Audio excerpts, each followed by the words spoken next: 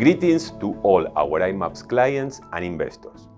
Let me walk you through the latest changes made during the third week of April.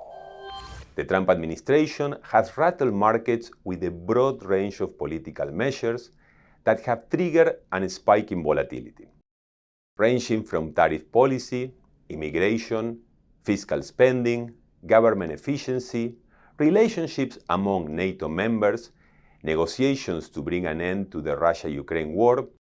A whole suite of initiatives had been set into motion, although the exact contours of the endpoint remain elusive.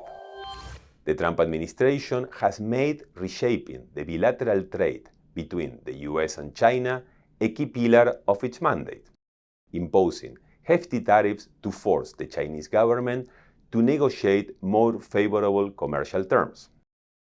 While the final net economic impact of the previously mentioned government measures are yet to be determined, an overall negative reaction across the economy and markets have dominated Q1.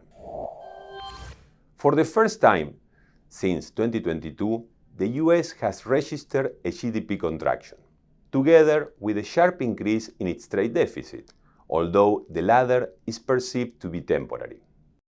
To a certain extent, the market is counting on the premise that the softer economic data, coupled with well-anchored inflation expectations, will allow the Fed to come to the rescue.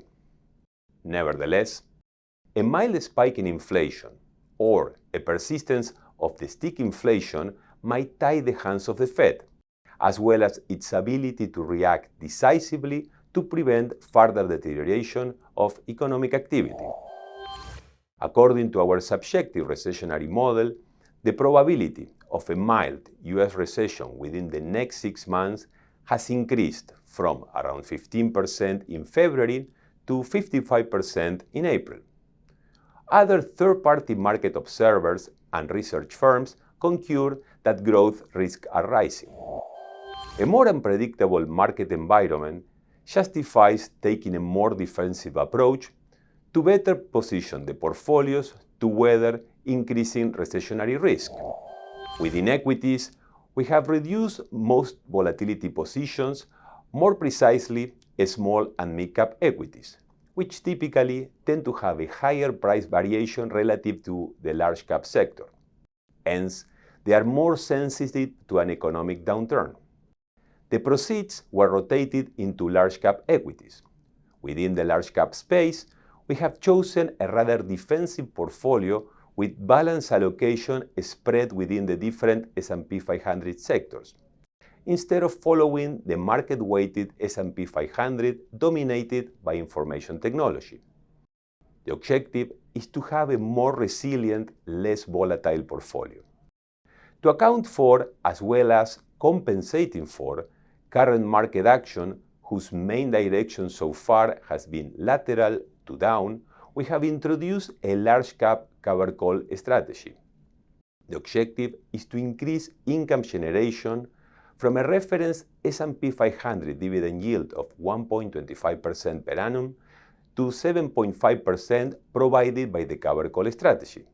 The excess yield provides an additional layer of cushioning where the additional income will help to compensate in case of further market declines. Furthermore, to reduce portfolio volatility and market exposure, we have increased our cash holdings by 5%.